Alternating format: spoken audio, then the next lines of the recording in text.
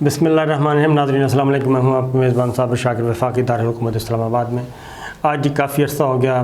ہم نے انڈیا کے بارے میں کوئی خبر آپ کے ساتھ شیئر نہیں کی۔ انڈیا کی صورتحال کافی گمبھیر ہے، انٹرنلی وہ بہت زیادہ کیا کہنا چاہیے تباہی کے دہانے پر ہے، اور اب جو سب سے بڑی جمہوریت اور سب سے بڑا سیکولر ملک کہلاتا تھا، اب انڈیا میں ایک نئی مصیبت آن کھڑی ہوئی ہے۔ اور وہ خوف کیا ہے؟ وہ خوف یہ ہے کہ مسلمانوں کی آبادی انڈیا میں مسلسل بڑھ رہی ہے، اور ہندو بی جے پی RSS وہاں کی اسٹیبلشمنٹ، ہندو اسٹیبلشمنٹ خاص طور پہ وہ اس بات سے خوف زدہ ہے کہ اگر یہ آبادی اسی تناسب سے بڑھتی رہی تو کچھ سالوں کے بعد، یعنی کہ کچھ دہائیوں کے بعد، یہ آبادی کا تناسب خوفناک حد تک بدل جائے گا، اور ہندو جو ہیں وہ میجورٹی سے مینورٹی میں جا سکتے ہیں، اور ارکان پارلیمان جو ہیں کانگریس میں، پارلیمنٹ میں، راجیہ سبھا، لوک سبھا اور پولیٹیکل پارٹیز میں کوئی بھی ہندو جماعت مسلمانوں کی مرضی کے بغیر حکومت میں اقتدار میں آ نہیں سکے گی۔ اور اب اس کے لیے کیا حربے استعمال کیے جا رہے ہیں وہ اس سے آپ اندازہ کر سکیں گے۔ پہلے تو فرانس کو یہ مسئلہ درپیش ہے، یورپ میں بھی یہی مسئلہ درپیش ہے، فرانس میں بھی خاص طور پہ فرانس پہ تقریباً 8 ملین مسلمان ہیں، اور 10% بنتا ہے وہاں کی ٹوٹل آبادی کا۔ 8 کروڑ کا ملک ہے، 80 لاکھ جو ہیں وہ مسلمان ہیں، اور فرانس کے گورنمنٹ نے اسی وجہ سے جو مسلمانوں کے ساتھ امتیازی قوانین بنانا شروع کر دیے ہیں، ان کو ڈسکریج کیا جا رہا ہے تاکہ کم سے کم لوگ گزر آئیں، ان پہ مذہبی پابندیاں لگائی جا رہی ہیں۔ اور اب انڈیا جو ہے وہ بالکل دوسری نوعیت کا کام کر رہا ہے۔ وہ کیا کر رہا ہے؟ اس نے اب وہ قانون سازی کر رہا ہے، اور باقاعدہ طور پہ ایک فوج تیار کر رہا ہے۔ انڈیا بھارت میں مسلم آبادی کو کنٹرول کرنے کے لیے ایک پاپولیشن آرمی کا قیام عمل میں لا رہا ہے، اور یہ بی جے پی اور اس کا جو پائلٹ پروجیکٹ پہلا تجربہ وہ کیا جا رہا ہے جی بھارت کی شمال مشرقی ریاست آسام۔ ان کے وزیر اعلیٰ ہیں ہیمنت سرما، انہوں نے مسلم آبادی کو کنٹرول کرنے کے لیے خاص طور پہ یہ پاپولیشن کنٹرول آرمی قائم کر دی ہے۔ اور اس کا مسئلہ کیا ہے؟ اس کا مسئلہ ہے یہ ہندو پرست قوم جماعت ہے جی، بھارتیہ جنتا پارٹی، ان کے آسام کے یہ وزیر اعلیٰ ہیں ہیمنت بسوا، یہ آپ کو معلوم ہے۔ تو انہوں نے اسمبلی میں یہ باقاعدہ طور پہ انہوں نے کہا کہ پاپولیشن کنٹرول آرمی، اس کا نام دیا گیا جی جن سکھیا نیشنل سینا۔ انہوں نے کہا جی فی الحال اس پہ 1000 جو ہے جوان بھرتی کیے جائیں گے، اور کیے گئے ہیں، اور یہ لوگ نشیبی اعصاب کے مسلم اکثریتی علاقوں میں گھر گھر جائیں گے اور انہیں آبادی کنٹرول کرنے کے لیے مجبور کریں گے، یعنی ان کو مختلف طریقوں سے، مختلف حربوں سے اس بات پہ آمادہ کریں گے کہ مسلمانوں کی آبادی نہیں بڑھنی چاہیے، افزائش نسل کو روکا جائے، اور اس کے لیے طاقت کا استعمال، جزا اور سزا کا بھی نظام لاگو کیا جائے گا۔ باقاعدہ طور پہ یہ ہندو لوگ ہوں گے جی، اور ان کو اختیار دیا جائے گا اس آرمی کو، اس فوج کو، اور اس کو بااختیار بنا کے مسلم علاقوں میں گھر گھر بھیجا جائے گا۔ اب آپ ذرا تصور کر لیں کہ کون سے مہذب معاشرے میں یہ کام ہوتا ہے کہ گھر گھر جا کر، یہ بالکل اسی طرح کر رہے ہیں جیسے مقبوضہ کشمیر میں ڈیموگرافی چینج کر رہے ہیں، مسلم کشمیری آبادی کو غیر مسلم کشمیری آبادی میں تبدیل کرنے کی کوشش کریں گے۔ اب یہ مختلف ہندوستان کی مختلف ریاستوں میں، مختلف صوبوں میں یہ کام شروع کر رہے ہیں۔ اس کی وجہ کیا ہے؟ وہ کہتے ہیں کہ 2001 سے سن 2011 تک آسام میں ہندوؤں میں شرح پیدائش 10% تھی، یعنی 100 میں سے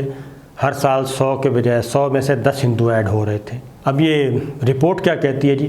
رپورٹ یہ کہتی ہے کہ سن 2001 سے سن 2011 تک آسام میں ہندوؤں میں شرح پیدائش 10% تھی، ہندوؤں کی آبادی 10% بڑھ رہی ہے سالانہ، اور مسلمانوں کی آبادی 30% بڑھ رہی ہے۔ یعنی اگر 1 کروڑ ہندو ہیں، 1 کروڑ میں 10 لاکھ کا اضافہ ہوا ہندوؤں کا سال میں، تو مسلمانوں کا اضافہ ہوا 30 لاکھ سال میں۔ تو یہ آبادی اس طریقے سے بڑھ رہی ہے، اور اگر یہ آبادی اسی طرح بڑھتی گئی اور کم آبادی کی وجہ سے آسام میں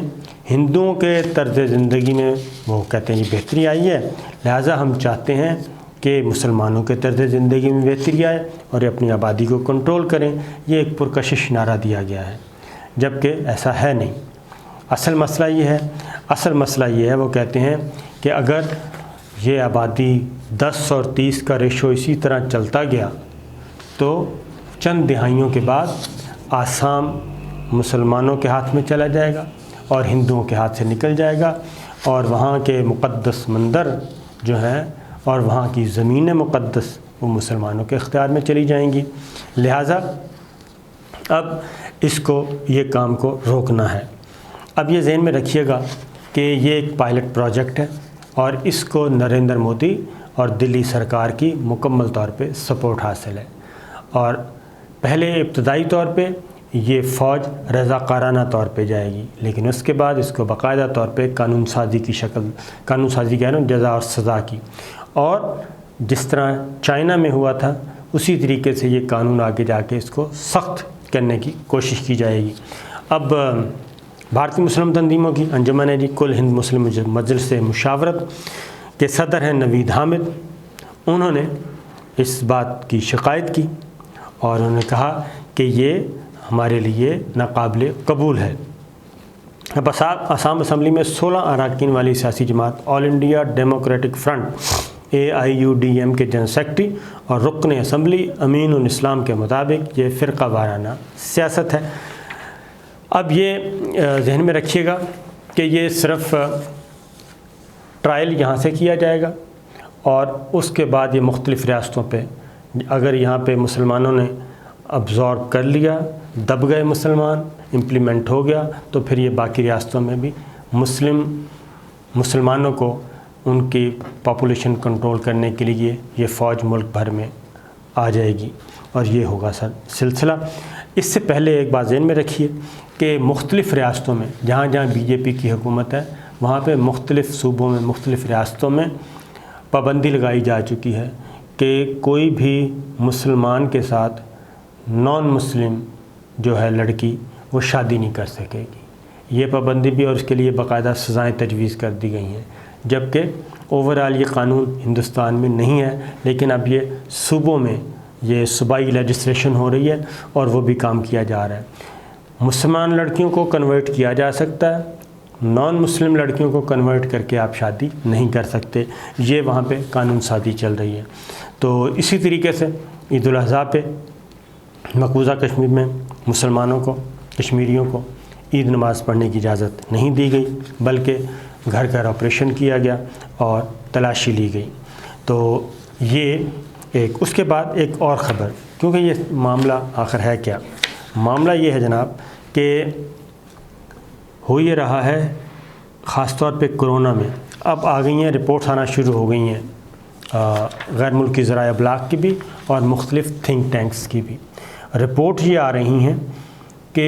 کرونا میں جو لیٹسٹ آخری ویو آئی اس میں تقریباً 40 سے 50 لاکھ ہلاکتیں ہوئی ہیں کرونا، اور یہ میجورٹی ہندو علاقوں میں ہوئی ہیں۔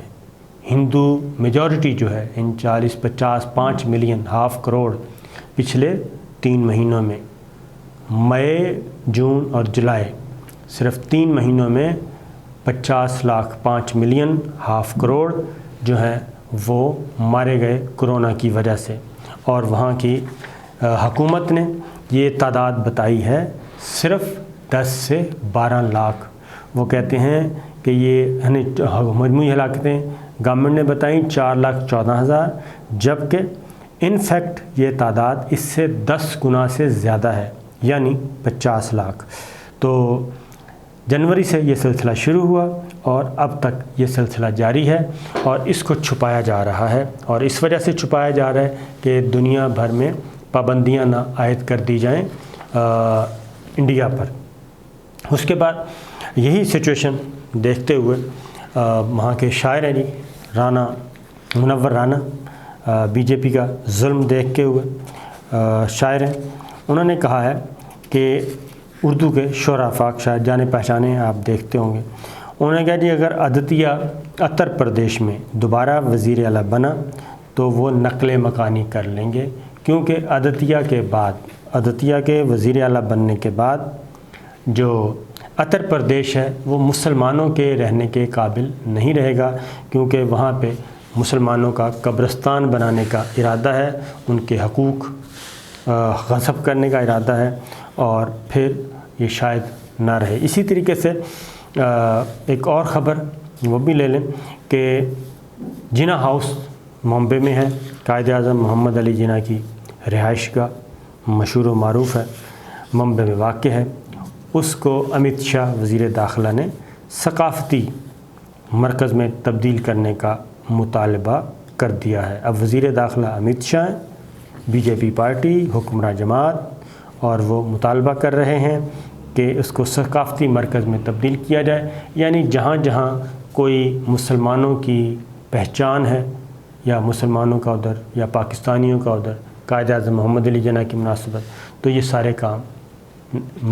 وہ کہتے ہیں جو نقش کہن تم کو نظر آئے مٹا دو، یہ سلسلہ چل رہا ہے ہندوستان میں۔ تو لیکن ہماری